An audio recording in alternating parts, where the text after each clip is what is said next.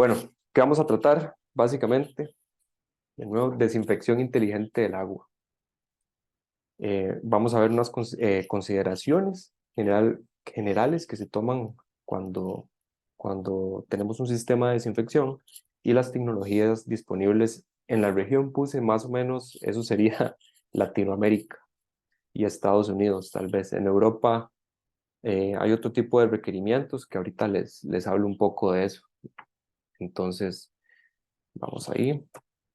¿Qué sabemos del agua? ¿Qué sabemos cuando tenemos que tomar agua? Intuitivamente nosotros como especie sabemos reconocer por olor, por nuestro sentido de la vista, eh, y inclusive del tacto, sabemos reconocer cuando un agua se puede tomar y un agua no. Piensen ustedes, ¿qué tomarían? ¿El agua de la izquierda, de la imagen de la izquierda, o el agua de la imagen de la derecha? La derecha siendo el agua pantanosa y el agua transparente siendo agua limpia. Ya con eso les digo todo. Solo con verla nosotros podemos reconocer cuál agua podemos tomar. No estoy diciendo que sea limpia, limpia, limpia o pura o ultra pura ni siquiera, pero sí que es un agua que podemos tomar o que consideraríamos tomar antes que la otra, ¿verdad? Como especie, igualmente los animales, podemos reconocer cuando un agua está contaminada porque se nos ha heredado o hemos heredado la capacidad de entender que un agua nos puede ocasionar fiebre o nos puede ocasionar algún otro tipo de enfermedad. El agua pantanosa nosotros la asociamos con eso, con fiebre. En cambio, el agua transparente la asociamos a que es agua tomable, siempre y cuando no sea agua salada, ¿verdad? Un poco de la historia de la desinfección, rápidamente. Hay registros de que en el 2000 antes de Cristo se utilizaba la luz ultravioleta, el carbón, hervir el agua, también agarrar el agua y sumergirla o sumergirle piezas de cobre o plata para desinfectar. El cobre y la plata tienen propiedades desinfectantes. Obviamente el hervor sabemos que desinfecta el agua, los rayos ultravioleta también, y el carbón funcionaría como un filtro que retira materia orgánica y microorganismos. Ahí avanzamos hasta 1680 cuando se inventó el primer microscopio con capacidad de aumentar 200 veces la imagen. De esta manera ya podemos empezar a ver algunos microorganismos y podemos empezar a entender que ciertos microorganismos afectan al ser humano. En 1685 se registró la primera unidad de filtración en Italia. En 1746 se patentó un primer filtro multimedia en Francia.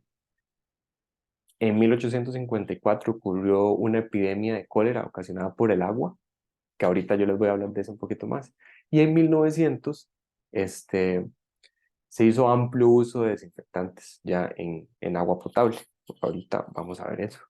Entonces, en la que les mencionaba, en 1854 pasó un brote de cólera en Londres, que se empezó a morir un montón de gente y no sabían cuál era la causa, ¿verdad? Tenían los hospitales llenos.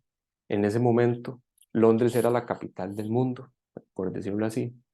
Y un médico decidió hacer un mapa, el mapa de la ciudad y empezar a registrar los casos por localización geográfica dentro de ese mapa. Entonces, como ven en el mapa de la izquierda, el que tiene este borde amarillo, hay unas líneas negras. Vamos a usar la pizarra mejor, más fácil. Ah, hay unas líneas negras que ven como esta de acá. Eso lo que registraba eran los casos. Entonces, por decir, en esta cuadra habían bastantes casos, en esta cuadra habían menos, y aquí no había ninguno en esta cuadra. Es importante notar esas cuadras. Aquí en este zoom del mapa, ustedes ven en este lado que cerca de esta bomba, aquí había una bomba como la que ustedes ven aquí arriba, en la derecha. Es de estos pozos de agua una bomba manual de la que la gente tomaba el agua para subsistencia, ¿verdad? en sus casas. Entonces la gente que tomaba de esa agua se descubrió que era la gente que se contagiaba de cólera. Eso porque en, este, en esta cuadra hay demasiada incidencia de casos. Eso fue lo que descubrió este hombre que se llamaba John Snow. Y así fue que él atribuyó el brote de cólera a agua contaminada. Como sabrán, la cólera se transmite por contacto oral con heces, ¿verdad? Entonces, alimentos contaminados, agua contaminada y demás son lo que transmite el cólera. En ese momento no se tenía bien el conocimiento o la causa de la causa del cólera, pero se asoció por este estudio epidemiológico a agua contaminada. Si ustedes ven aquí en esta cervecería, no hubieron casos de cólera. Dato curioso, cuando este epidemiólogo empezó a hablar de que el agua podía estar contaminada, la gente que trabajaba en la cervecería empezó solamente a tomar cerveza. Y la cerveza se manufactura con agua hervida. Entonces ya el virus o la bacteria, perdón, estaba muerta cuando ellos tomaban el agua. Entonces, no es porque el alcohol la desinfectó, como se cree, es porque se tomaban cerveza que fabricaba con agua hervida. Y así aquí no habían casos, ¿verdad? Entonces, eso es muy importante y es por eso ahí se empezó a reconocer la importancia de nosotros contar con buenas fuentes de agua. Vamos a seguir. Otra cosa importante, epidemiológicamente, ¿cómo nos ayudó a nosotros empezar a desinfectar el agua? Si ustedes ven en esta gráfica, a la derecha, a la izquierda, perdón, esta gráfica, nosotros tenemos que las principales causas de muerte se debían a virus. Apenas empezamos nosotros a usar a virus y bacterias o enfermedades infecciosas. Cuando nosotros empezamos a usar cloro, que fue acá, empezaron a bajar esas enfermedades, surgió el brote de influenza, siguieron bajando, siguieron bajando, siguieron bajando, se inventaron antibióticos, vacunas, y entonces nosotros dejamos de morir o la especie dejó de morir por enfermedades infecciosas.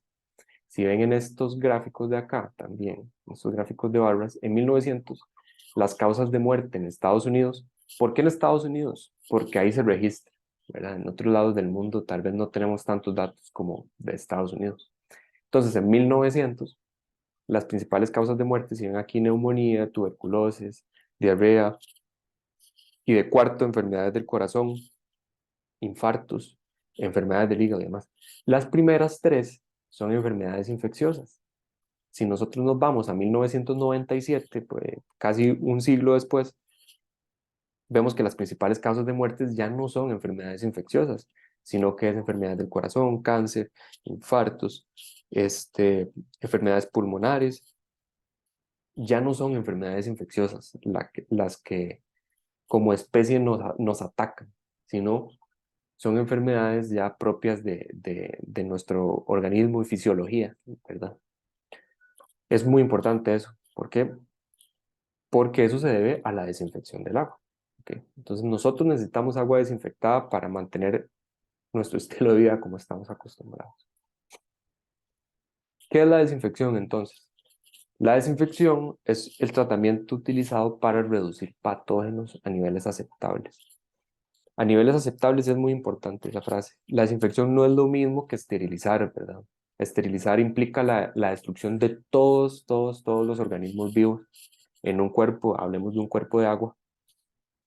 La esterilización es un proceso distinto a la desinfección. Agua esterilizada es agua sin microorganismos, pero no es agua desinfectada, en el sentido de que yo no puedo agarrar agua esterilizada, meterla en un tanque y distribuirla a la ciudad, ¿verdad? ¿Por qué? Porque obviamente en la línea de distribución se puede contaminar. Ahí entra ya en importancia el concepto de que la desinfección me reduce patógenos a niveles aceptables. Además, como les voy a mencionar ahora, también me da algo que se llama un residual. Entonces, es muy importante esa parte. El agua potable no necesita ser estéril para ser segura para consumo humano. Es algo que quiero que entendamos hoy y es súper, súper importante. No necesitamos agua estéril para nosotros poderla consumir. ¿Por qué? Porque nosotros tenemos microorganismos adentro, tenemos en nuestro organismo, perdón, tenemos nuestro sistema inmune y eso nos permite poder consumir agua con ciertos niveles de patógenos. ¿Qué patógenos estamos hablando que tenemos que reducir? Bueno, bacterias, virus, protozoarios o parásitos y amebas. ¿Ok? ¿Qué bacterias? El E. coli, que es esta amarilla que ven ahí, el E. coli, el cólera del que les hablaba ahora, el Cryptosporidium, que es un protozoario, la Giardia, que es este que está acá, y las amebas.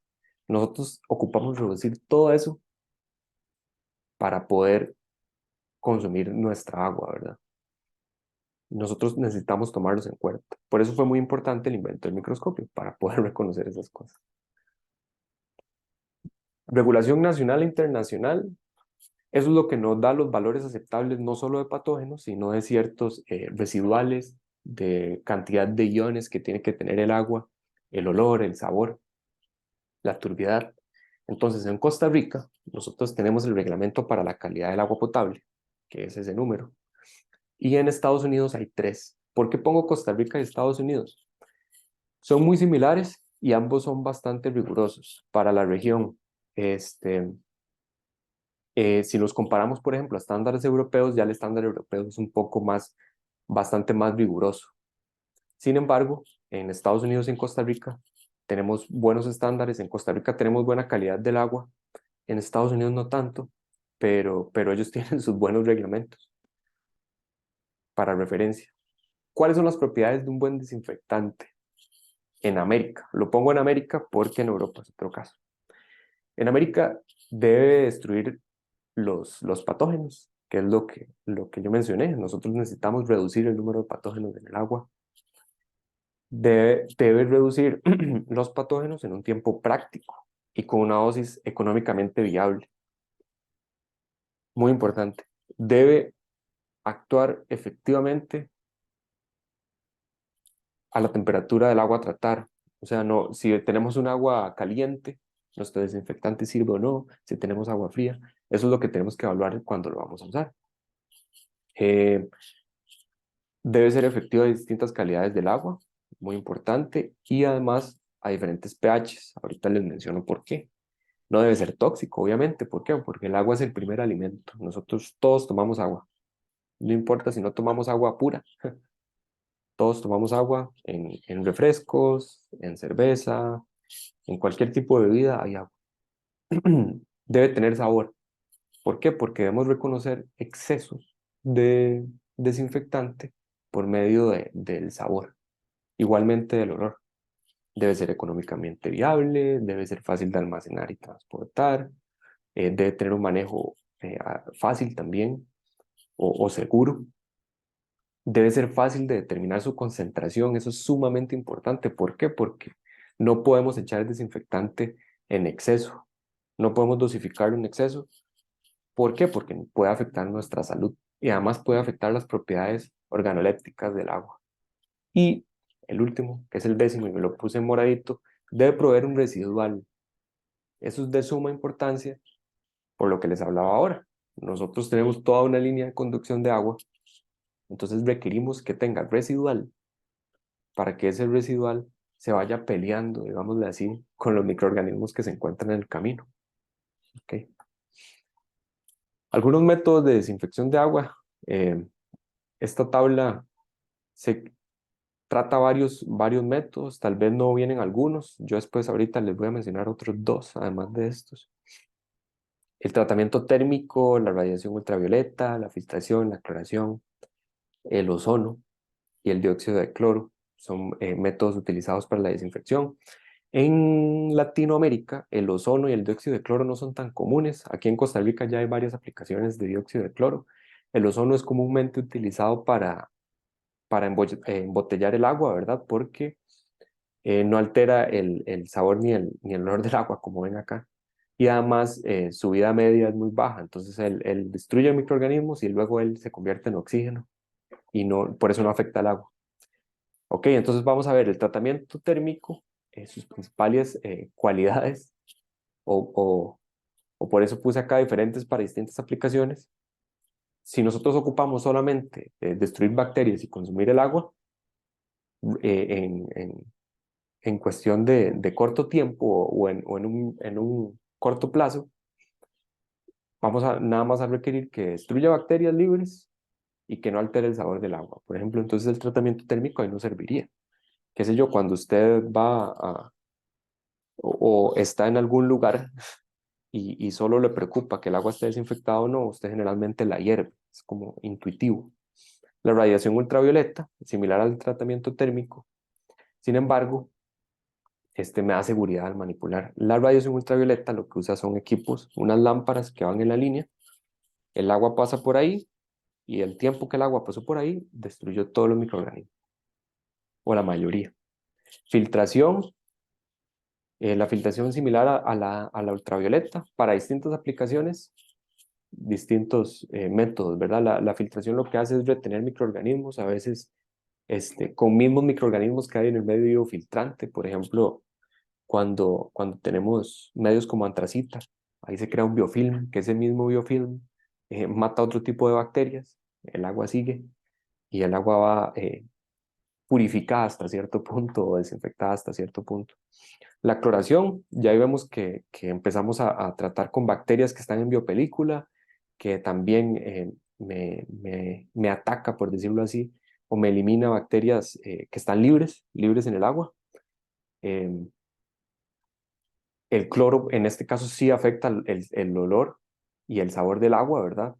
Lo cual es importante en un medio, en un desinfectante bueno, tiene bajos costos asociados al ciclo de vida, es seguro al manipular y tiene efecto a largo plazo. Eso quiere decir que deja un residual. Si lo comparamos con el ozono que les mencionaba antes, el ozono es capaz de destruir bacterias, no altera el sabor del agua, lo cual es muy bueno. Tiene bajos costos de ciclo de vida, pero no deja un residual o un efecto a largo plazo. Y también tiene sus particularidades al tratarlo en temas de seguridad. El dióxido de cloro, ahí empezamos a tratar con la biopelícula que se forma, que es básicamente una película de bacterias o una capa de bacterias que se forma en cuerpos, qué sé yo, en una pared o así, en las paredes de un tanque o de aplicaciones, yo los he visto en chillers también. Ya el dióxido de cloro empieza a tratar con esos. Tiene la efectividad, obviamente, con las bacterias de biopelícula, bacterias libres, deja un residual, no altera tanto el sabor del agua porque se usa en menos proporciones y no es tan seguro al manipular porque usa unos reactivos y se genera en sitio y los costos no son tan bajos para el dióxido de cloro. Entonces, y aquí es donde ya hago una diferenciación de todos y me enfoco en uno. Nosotros vamos a tratar más que todos los desinfectantes que tienen que ver con compuestos clorados o con el cloro, que es básicamente la cloración.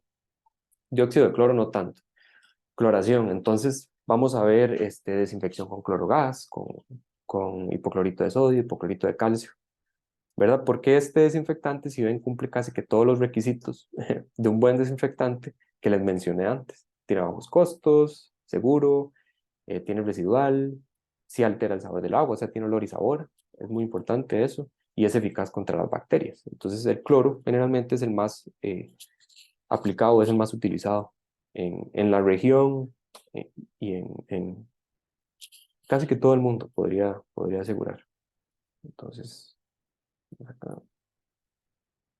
Vamos a hablar un poco de las cloraminas primero, antes de nosotros seguir enfocados al cloro. ¿Por qué? Porque en la región se utilizan distintos desinfectantes. ¿Qué les quiero decir de las cloraminas? Básicamente que se utilizan con otros desinfectantes que no se utilizan solas casi que nunca. ¿Por qué? Porque su tiempo de reacción es muy corto, muy corto, no, perdón, muy lento. Y además, entonces requieren mucho contacto con el agua, requieren mucho tiempo para que ocurra una reacción de desinfección. Tienen tiempos de vida mayores, entonces el residual es más persistente, pero por eso se utilizan con otros desinfectantes. Y el otro desinfectante del que les quiero hablar es uno que espero que nunca utilicen ustedes para agua potable o para agua que vayan a descartar, o más bien a darle reuso, por ejemplo, en un caso de desinfección de agua residual, que es el tricloro o el dicloro. Estos dos compuestos son aprobados por la NSF 61, si no me equivoco, que es la que dice qué insumos podemos o qué equipo también podemos utilizar para tratar agua potable, ¿verdad? Esta norma o esta agencia estadounidense le da permiso a ciertos fabricantes y le da esa aprobación. Entonces ya con eso, por ejemplo aquí en Costa Rica, el Instituto Costarricense de Acueductos y Alcantarillados ya lo aprueba para uso en desinfección. Sin embargo, esas aprobaciones van con un poquito de trampa, diría yo. Por ejemplo, el tricloro eh, no cumple una de las cualidades de desinfectante, que me voy a volver para que la vean, que es esta la 9, que dice que debe ser fácil de determinar su concentración sin métodos económicamente elevados, ¿verdad? El tricloro resulta que no puede ser detectado fácilmente por métodos, los métodos aprobados para la detección de desinfectante en agua o la medición de desinfectante en agua. El método que nosotros utilizamos generalmente se llama el BPD. Resulta que el tricloro, por su composición, afecta al reactivo que nosotros utilizamos para medirlo, entonces nos da medidas incorrectas. Por esto mismo, en Estados Unidos, en varios estados, porque eso ya es resorte de cada estado, ellos deciden si utilizan el desinfectante o no, ya sea tenga las aprobaciones o no las tenga. Varios estados decidieron prohibir el uso de dicloro y tricloro. Con instalaciones ya existentes en el estado y todo, le dijeron a sus organizaciones, dejemos de utilizar dicloro y tricloro. ¿Por qué? Porque no lo podemos medir. Ahí les puse más o menos este parrafito que viene en uno de esos memorándums de la EPA, en los que ellos explican que estos compuestos no se pueden medir con el DPD. Entonces, a los que estamos aquí hoy, les digo, yo no les recomiendo el uso de esto. ¿Por qué? Porque no podemos medir cuánto estamos utilizando. Y es muy importante saber la dosis del desinfectante cuando lo vamos a aplicar. ¿Ok? Entonces, dicloro, tricloro, mejor no. Vamos a ver un poco de la química de la desinfección, ahora sí con el cloro. Este, el cloro nosotros lo podemos aplicar como dicloro, hipoclorito de sodio, hipoclorito de calcio. Ellos lo que hacen es transformarse en ácido hipocloroso, que es compuesto que ven acá. Es ese compuesto a la izquierda. Perdón. Este compuesto, el que tiene el verde, rojo y blanco. Ok, ese es el ácido hipocloroso. Ese es el agente desinfectante, digamos, no es el clorogas, no es el hipoclorito de sodio, no es el hipoclorito de calcio, sino que es el compuesto que se genera por su reacción de equilibrio en el agua. ¿Ok?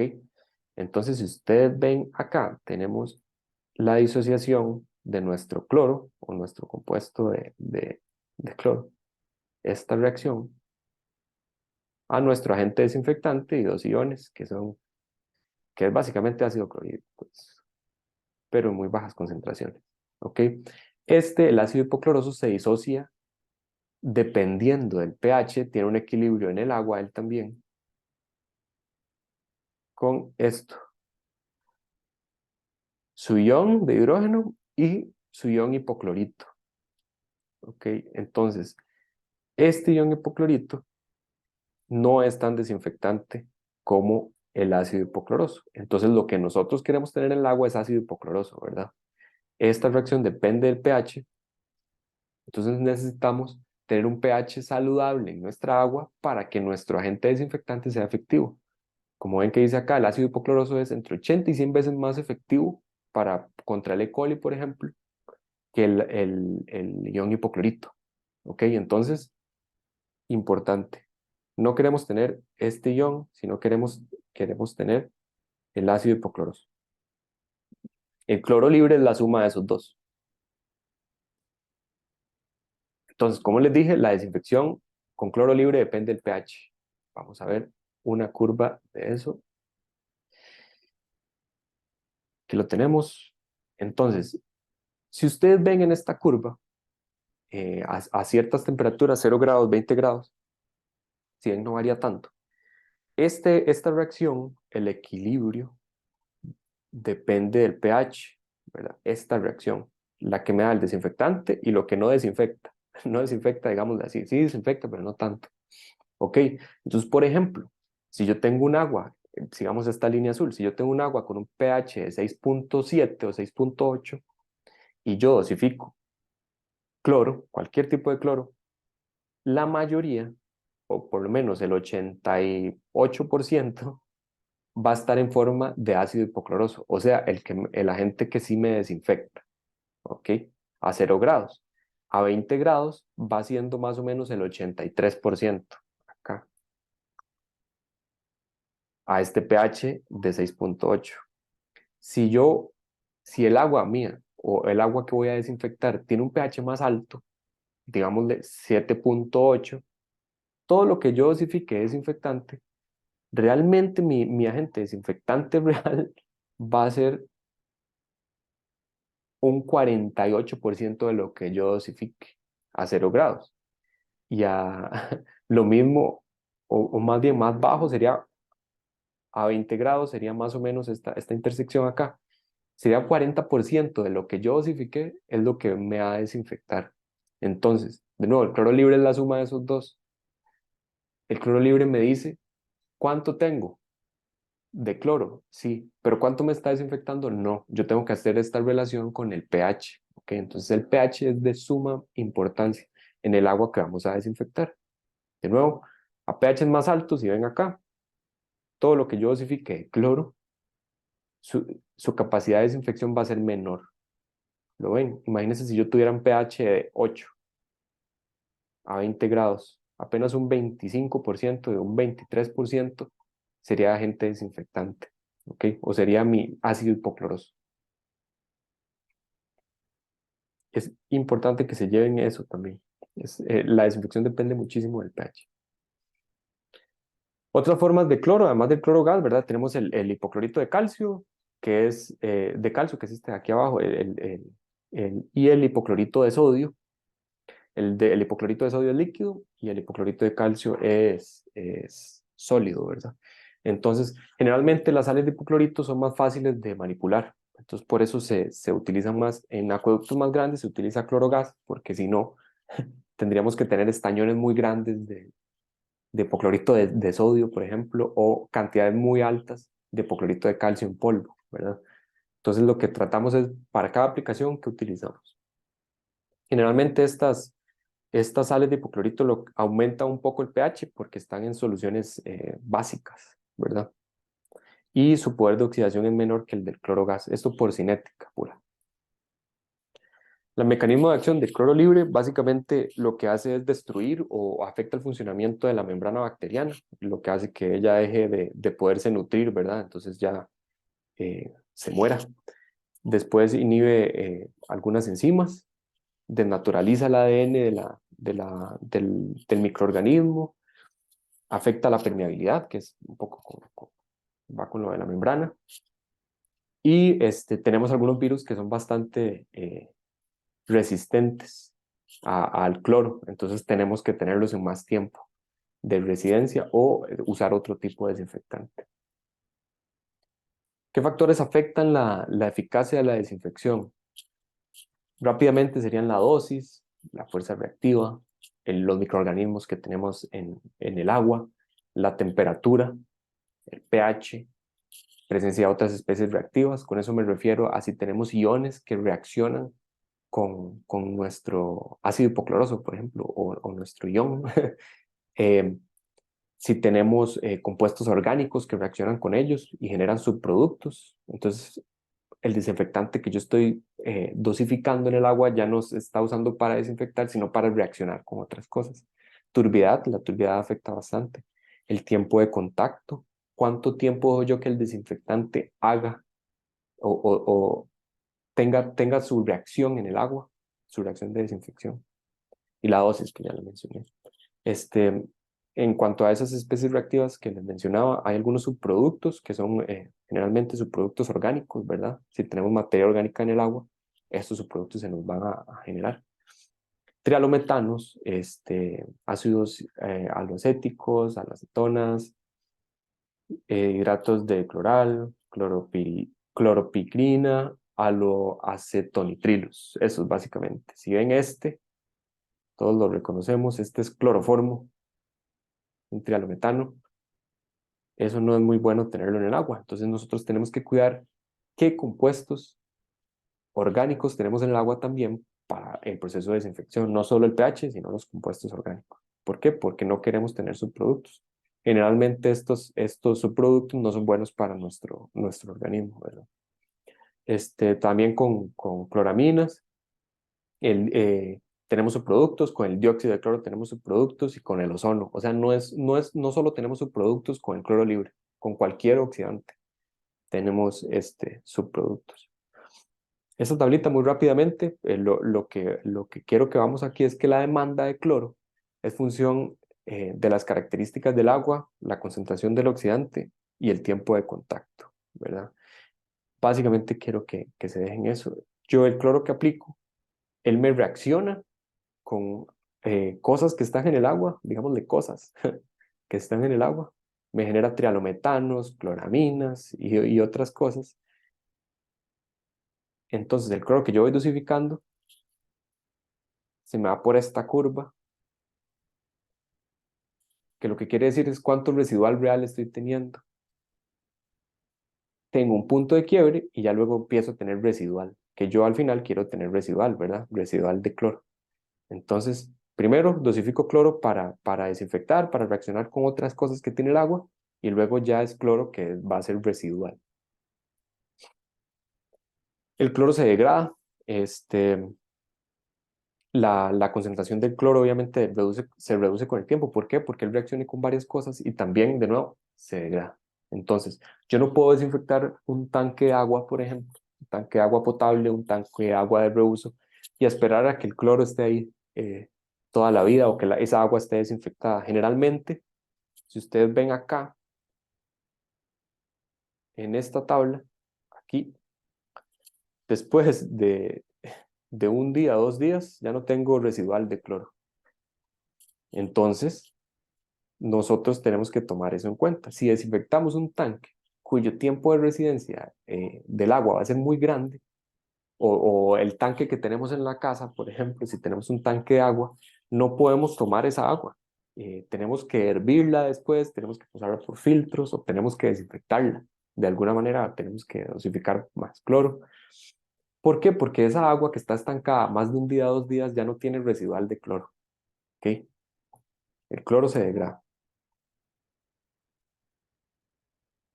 Este, igual que en el gráfico tras anterior, o sea, el cloro aplicado y el cloro medido son dos cosas diferentes. Entonces tenemos que también tomar en cuenta eso. No podemos hacer un cálculo de dosis de cloro sin tomar en cuenta que va a haber una diferencia entre el cloro medido y el cloro aplicado, ¿verdad? Entonces, cuando nosotros tengamos nuestro sistema de desinfección inteligente, tenemos que tomar eso en cuenta en la etapa del diseño. Igualmente, el tiempo de contacto. Un desinfectante actúa en función del tiempo. Entonces, para matar ciertos microorganismos,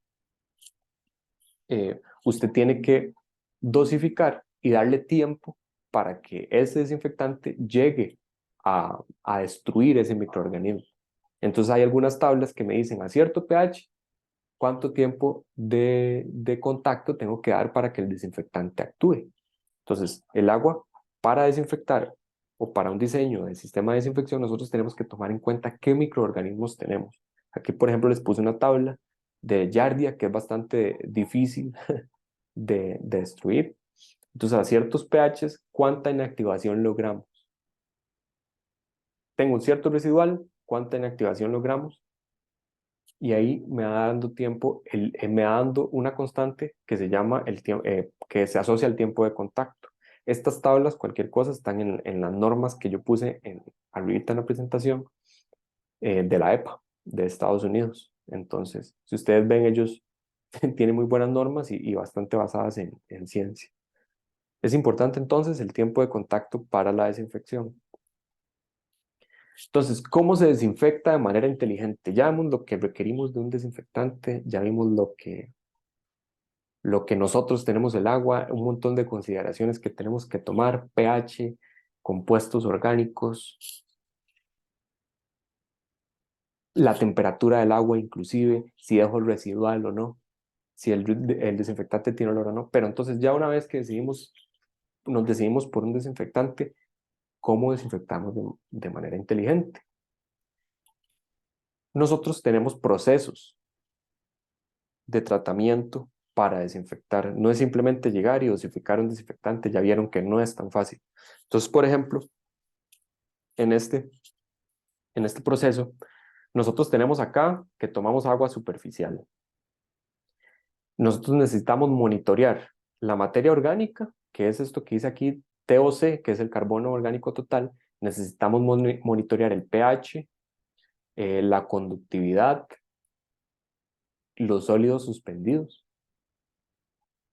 Necesitamos eh, prever si nuestra desinfección va a tener subproductos de la desinfección. ¿Cómo preveemos eso?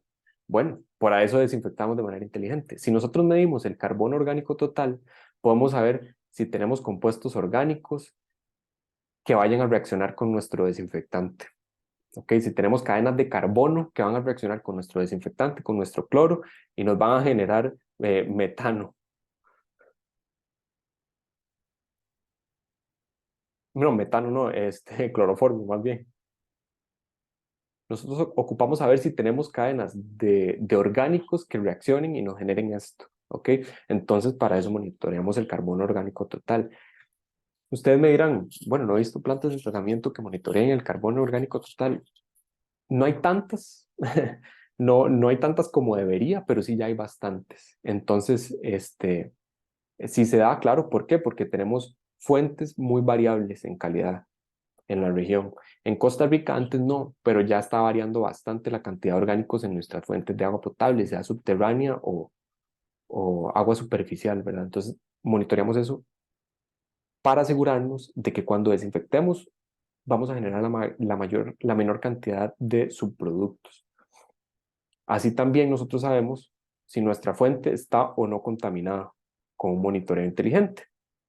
¿Para eso qué? Para eso se utilizan sensores en línea, para eso se utilizan sensores en la fuente, para eso se utilizan sensores para monitorear la efectividad de los tratamientos que tengamos. Entonces, si nosotros tenemos un tratamiento de filtración, por ejemplo, para, para quitar la turbiedad del agua o para remover un porcentaje de esa turbiedad, un porcentaje de orgánicos, por ejemplo, un filtro de carbón activado, nosotros tenemos que monitorear. ¿Cómo monitoreamos? Generalmente turbiedad, conductividad, carbono orgánico total también ahí a la salida de ese tratamiento. Entonces, de esa forma, vamos asegurándonos las etapas del agua, desde la colección, nuestros tratamientos y luego la desinfección, que básicamente lo que medimos ahí es, además de flujo, porque es muy importante siempre medir el flujo, medimos cloro libre. El cloro libre en el agua, que ese es el residual que yo les mencionaba, o ese cloro residual, es importantísimo para nosotros saber si se desinfectó el agua o no, para saber si cumplimos la norma o no. ¿Por qué? Porque nosotros, por reglamento, en la región necesitamos tener un residual de cloro en el agua. En Costa Rica va de 0.3 a 0.6 miligramos por litro.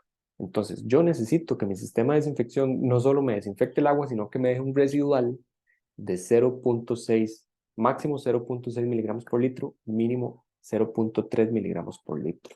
Entonces, ¿cómo controlo yo ese residual? Si lo hiciera de forma manual, el operario tendría que estar asegurándome eso, asegurándome eso, asegurándome eso cada cierto tiempo. Digamos que cada hora va a tener que ir asegurarme ese residual. Si lo hago de forma inteligente, tengo un sensor midiendo en forma continua mi cloro libre, mi flujo y controlando la dosificación de desinfectante.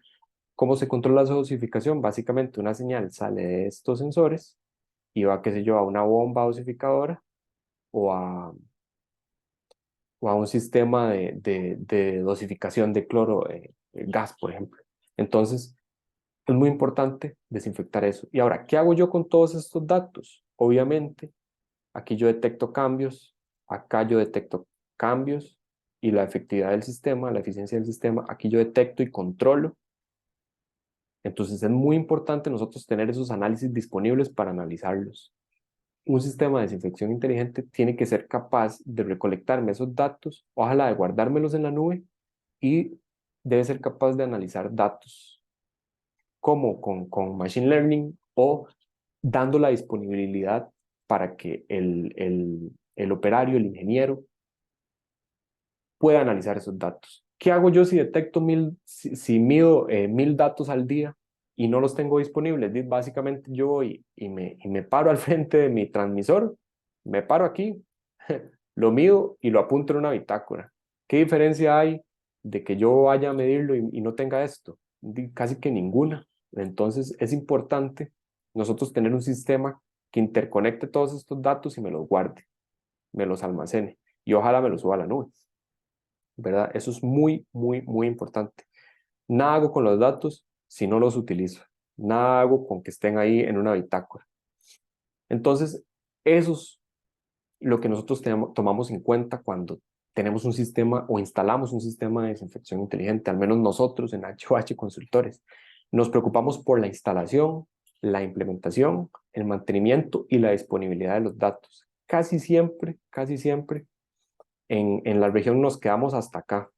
Lo instalamos, implementamos y le damos mantenimiento, pero no nos preocupamos por los datos. Pues ahora sí, es sumamente importante esa disponibilidad de los datos. El mantenimiento también es sumamente importante y si tenemos buenos datos, podemos saber cuándo damos mantenimiento. La implementación, igualmente es importante capacitar a las personas que van a hacer uso de los sistemas de desinfección inteligente, a los operarios, ingenieros. Es importante el acompañamiento por parte del proveedor de sistema inteligente y las pruebas de campo. ¿Por qué? Por lo que les decía ahora, la desinfección no es solo un cálculo que yo hago una vez. Yo necesito controlarla, yo necesito en mi etapa de diseño ver qué microorganismos están ahí, cuánto tiempo de contacto necesito, si el residual me va a generar dentro del rango o los límites del reglamento. Eso es muy importante. Y en la instalación es de suma importancia siempre en cualquier sistema, ya sea industrial, residencial, en un hospital, en cualquier sistema es importante tomar en cuenta todo, todo, instalación, implementación, mantenimiento y la disponibilidad de los datos. Sin datos no hago nada. Nuestros sistemas de control entonces tratan de tener lo mejor de dos mundos. Es un retorno por longevidad, integración con la infraestructura existente, bajo costo operativo, monitoreo y análisis en tiempo real, para nosotros es sumamente importante, y la precisión de nuestros sistemas. Generalmente se descuida la precisión cuando se quiere un retorno por longevidad, se descuida la integración con la infraestructura existente, cuando tenemos un costo operativo, se descuida el costo operativo, tenemos alta precisión y el monitoreo en tiempo real, hacemos integración con la infraestructura existente, pero tenemos problemas en retorno de un sistema que es costoso, ¿verdad? Entonces, vamos ahí. Nuestros sistemas de control y monitoreo en línea, básicamente nosotros tenemos sensores y transmisores para controlar todo lo que les puse en esta parte. Todo lo que está aquí, nosotros tenemos un sistema así, ¿ok? Entonces tenemos sensores para pH, ORP, conductividad, la turbidez, DQO, carbono orgánico total, color, que es muy importante en el agua, como parámetro de control, cloro libre, obvio, para controlar la desinfección. También tenemos sistemas que van directo en la tubería. Estos sistemas generalmente estos de acá, generalmente van con una toma de muestra, ¿verdad? O sea, se toma una muestra de la tubería y se pasa, ahorita les enseño uno. Y estos van directamente en la tubería y me miden todos estos parámetros. ¿Para qué? Para controlar. Igualmente, estos pueden ir directo en la tubería o en nuestro cuerpo de agua o tanque, ¿ok? Todos son muy importantes y todos para distintas aplicaciones diferentes. Nuestro sistema, que es este sistema que nosotros tenemos integrado, eh, de nuestro diseño, de nuestra marca. Nuestro sistema tiene, por ejemplo, que tenemos acá, tiene su medidor de pH, su sensor de pH, el medidor de cloro libre, un sensor de flujo para la toma de muestra, un medidor de turbidez y un módulo de telemetría. ¿Qué hago aquí entonces? Yo paso la muestra de agua, vamos a dibujarlo, yo paso la muestra de agua, la colecto, ¿verdad? Por acá colecto. Viene la muestra de agua, pasa por mi sensor de turbidez, luego pasa por mi medidor de flujo, primeramente, ¿verdad? Eso es importante. Pasa por medidor de flujo, va a nuestro medidor de turbidez, pasa por nuestro sensor de pH y pasa por nuestro sensor de cloro libre. Entonces yo ahí medí turbidez, pH y cloro libre. ¿Por qué es importante medir esos tres parámetros? Empecemos por la turbidez. La turbidez es importante. ¿Por qué? Porque eso me mide la cantidad de material, digamos, de particulado y otros compuestos que, que me hacen turbia el agua, ¿verdad? Estos materiales generalmente son un ambiente perfecto para que crezcan bacterias. Entonces yo necesito medir eso y por eso el reglamento generalmente me lo pide. Los reglamentos, por ejemplo el de Costa Rica, me lo pide para que yo pueda saber si mi agua tiene ese potencial de tener esas casas de microorganismos que vienen representadas por la turbidez, si mi agua está sucia, ¿ok? Después el pH es importante porque recuerden lo que les dije ahora, pH muy altos, yo tengo muy poco desinfectante real, muy poco ácido hipocloroso cuando dosifico cloro, que es en la mayoría de aplicaciones. Y el medidor de cloro libre, obviamente, para hacer control de la desinfección. ¿Cuánto cloro libre me está quedando? Necesito decirle, por ejemplo, a una bomba dosificadora que me dosifique menos, ¿o no? Ok, eso lo mido ahí. Y el sensor de flujo es importante para saber que tengo muestra, ¿verdad? Obviamente, por lo que les he dicho, ya sabrán que el módulo de telemetría para nosotros es sumamente importante. ¿Por qué? Porque así nos comunicamos con nuestro PLC, nuestro sistema en la nube, nuestros graficadores, para hacer ese análisis de datos, para tener los datos disponibles. También tenemos medidores de flujo, medidores de nivel en tanques, muy importantes para el control de desinfección, es saber qué caudal estamos desinfectando, qué volumen estamos desinfectando, ¿verdad? Entonces, para eso nosotros tenemos nuestros medidores de flujo para poder hacer ese control. Ese control también se hace cruzado, ¿verdad? Yo tengo a este controlador, que modestia aparte es muy, muy, muy bonito, este controlador y este sistema de control y monitoreo, él tiene estos sensores aquí adentro, ¿verdad? Y además, él puede, podemos programarle un sistema de control PID para controlar la dosificación. Y también podemos meterle una variable de perturbación que sería una variable de un medidor de flujo. Entonces, si yo tengo la medida del medidor de flujo electromagnético y la ingreso acá, ya es más fácil para mí hacer control de desinfección. ¿Por qué? Porque cuando no tengo flujo de agua y el residual me baja, el controlador sabe, yo no tengo que dosificar desinfectante porque si no voy a hacer un subidón de cloro, ¿verdad? Que detecta luego en la toma muestra. Cuando tengo un flujo muy alto, ok, el cloro libre va bien, pero tengo que empezar a meter más cloro, a dosificar más cloro para que vaya acorde a la subida del caudal. Todo eso entonces es muy importante y para eso necesitamos también equipo de control como los medidores de flujo,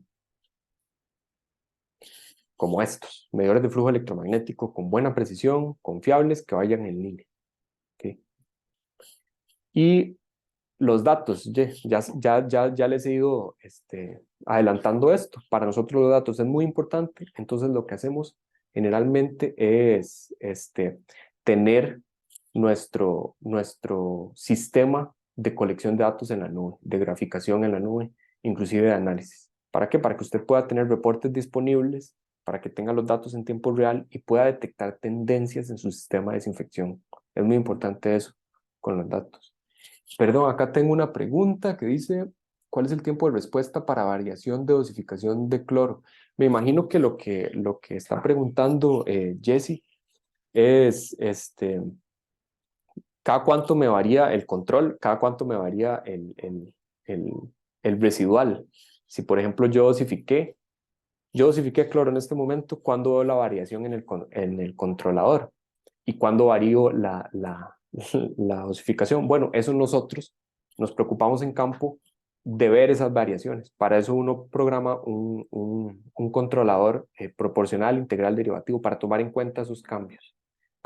Cuando yo dosifico, ¿cuándo voy a detectar el cambio? Yo eso lo mido, claro que sí. Y así es que programo yo el controlador.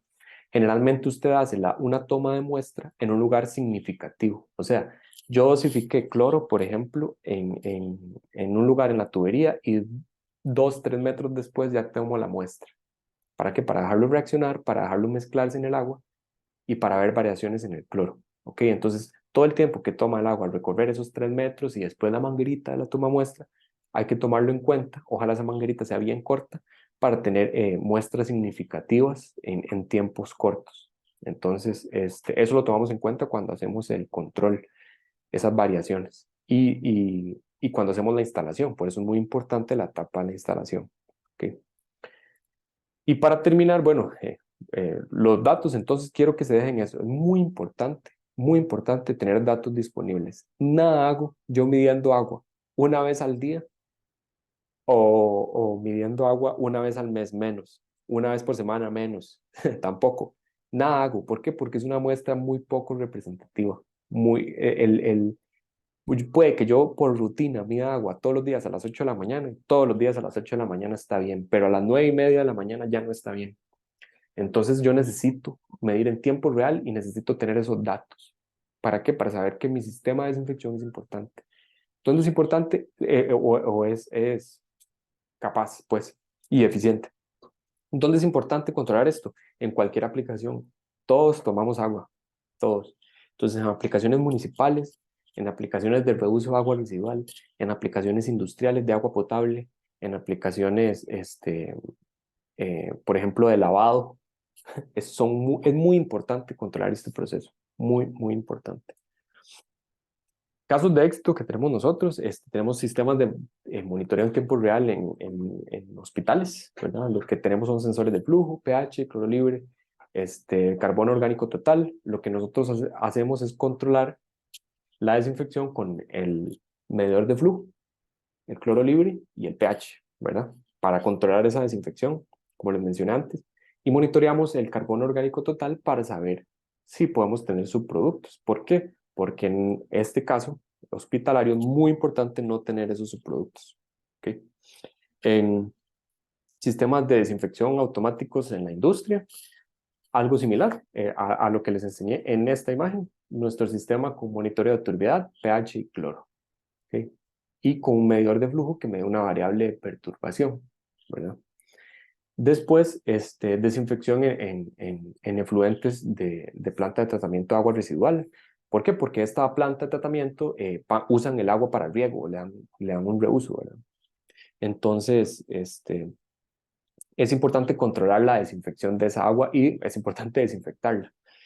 Eh, Uno puede usar otros métodos de desinfección, claro, como ultravioleta y demás, pero si usted la va a almacenar en un tanque y lo que produce agua es bastante, necesita tener un residual y necesita ver el tiempo de residencia de ese tanque, ¿no? Entonces nosotros hacemos eso, lo que hacemos es medir cloro libre y controlamos esa desinfección. Es importante recordar, y aquí también quiero hacer esa mención porque lo he visto en varias aplicaciones o varios clientes me lo han dicho ya.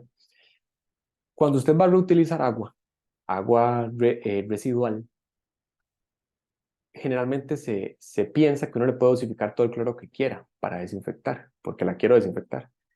Pero no, en el reglamento del reuso de agua y vertido, en Costa Rica, por ejemplo, usted no puede superar 1 miligramo por litro de cloro en agua de reuso y vertido. ¿Okay? Entonces sí hay límites y es muy importante eso. Y hay que tenerlo en cuenta en su sistema de desinfección. Y muchas gracias por su atención. Terminamos a las 11 en punto, por dicha. No sé si tienen alguna pregunta, si quisieran que vea algún tema en particular en este momento, rápidamente. Eh, Voy a darles un minuto y si no, estamos listos. Cualquier cosa, para nosotros es un gusto dar estos webinars y capacitar, ¿verdad? Porque va en nuestra esencia, que nosotros queremos que todos sepamos un montón del agua y que todos seamos profesionales del agua, todos los que trabajamos en esto. cualquier cosa, nosotros vamos a seguir haciendo webinars. Este es nuestro tercer webinar, ya hay varios en YouTube. Me pueden contactar a mí directamente. Aquí está mi correo, amorales@hohconsultores.com. Y no, a nosotros nos encanta resolver problemas del agua, nos encanta nuevos problemas. Y entonces cualquier reto que tengan, ahí nosotros le entramos con mucho gusto. Vamos a ver, este mismo sistema presentado HOH funciona para agua residual.